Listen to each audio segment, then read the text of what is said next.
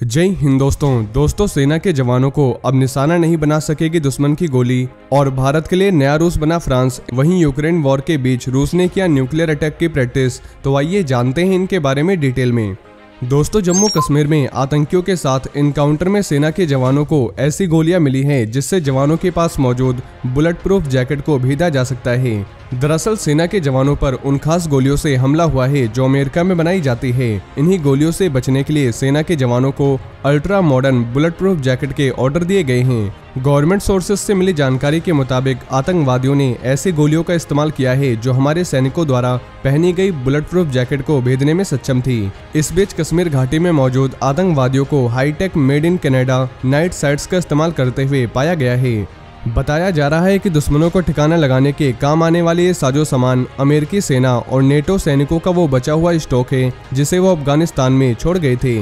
Army के officers के मुताबिक हमारे जवान अभी लेवल 3 के जैकेट का इस्तेमाल करते हैं, लेकिन हाल ही में खुलासे के बाद भारतीय सेना के जवानों को बहुत ही जल्द लेवल 4 के जैकेट मिल जाएंगे जो आर्मर पियर्सिंग बुलेट के अटैक को भी आसानी से झेल लेंगे। आतंकियों द्वारा इस तरह के घातक बुलेट और हथियारों के इस्तेमाल पर सेना कमांडर कॉन्फ्रेंस की बैठक में चर्चा की गई है।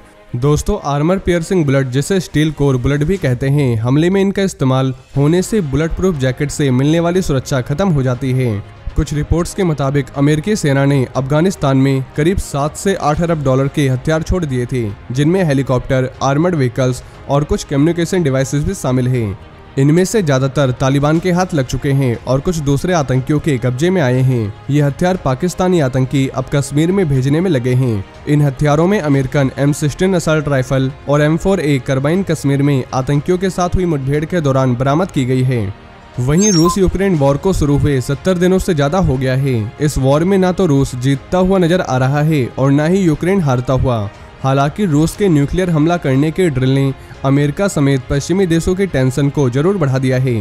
रूस ने बुधवार को कहा कि यूक्रेन में मिलिट्री ऑपरेशन के बीच रूसी सेना ने कलिनिनग्राद के पश्चिमी इनक्लव में नकली न्यूक्लियर मिसाइल स्ट्राइक किया है।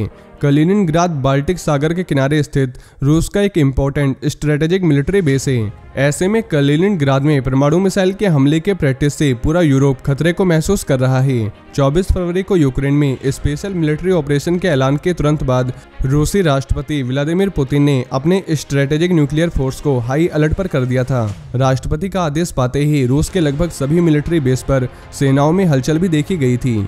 खुद रूस के डिफेंस मंत्री सर्गेई शोइगु ने पुतिन को बताया था कि उनके ऑर्डर के मुताबिक स्ट्रेटेजिक न्यूक्लियर फोर्सेस 24 घंटे हाई अलर्ट पर चली गई है। सभी सैनिकों की छुट्टियां रद्द कर उन्हें तत्काल अपने तैनाती के ठिकानों पर रिपोर्ट करने का भी ऑर्डर दिया गया था।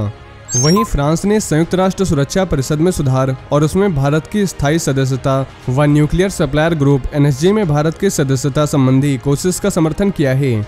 प्रधानमंत्री नरेंद्र मोदी और फ्रांस के राष्ट्रपति इमैनुअल मैक्रोन के बीच बैठक के बाद जारी एक ज्वाइंट बयान में जानकारी दी गई है। भारत लंबे समय से सुरक्षा परिषद में सुधार करने की मांग कर रहा है और भारत का कहना है कि वह संयुक्त राष्ट्र सुरक्षा परिषद का स्थायी सदस्य बनने का हकदार है।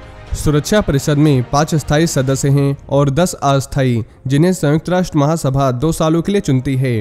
रूस, चीन, ब्रिटेन, फ्रांस व अमेरिका इसके परमानेंट मेंबर हैं। बुधवार को जारी एक ज्वाइंट बयान में भारत और फ्रांस G20 के तहत मजबूत सहयोग बनाए रखने पर सहमत हुए और फ्रांस ने संयुक्त राष्ट्र सुरक्षा परिषद में भारत की स्थायी सदस्यता के साथ NSG में भी भारत को शामिल करने को लेकर अपना समर्थन दोहराया है।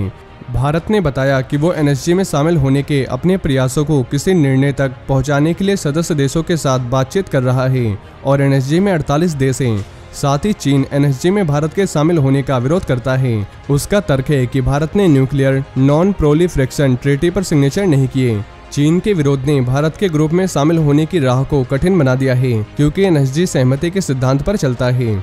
वहीं Indian coast guard chief VS Pathania ने बुधवार को दूसरे made in India ALHMK-3 squadron को कमीशन किया है। इस मौके पर पठानिया ने कहा कि इन हेलीकॉप्टरों का दूसरा स्क्वाड्रन पश्चिमी समुद्री तट की सुरक्षा को और मजबूत करेगा। इसके साथ ही भारत की सर्च एंड रेस्क्यू क्षमता बढ़ जाएगी और ये जानकारी ICG ऑफिसर ने दी है। इससे पहले अप्रैल में ओडिशा के भुवनेश्वर में हेलीकॉप्टर ALHMK-3 स्क्वाड्रन को बेड़े में शामिल किया गया था।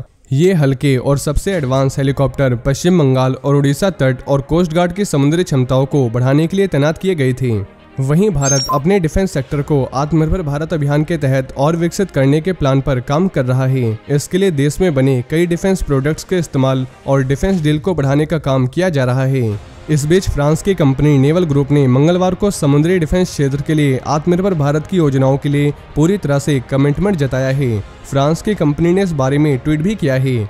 उसने इसमें बताया कि हम अपनी मौजूदा कमिटमेंट्स और इंडस्ट्री एंड इंडियन नेवी के साथ गहरे संबंधों को मजबूत करना जारी रखते हैं, जैसे कि इंडियन नेवी के सबमरीन में DRDO की AIP जैसी स्वदेशी तकनीक के इंटीग्रेशन पर ध्यान केंद्रित करना।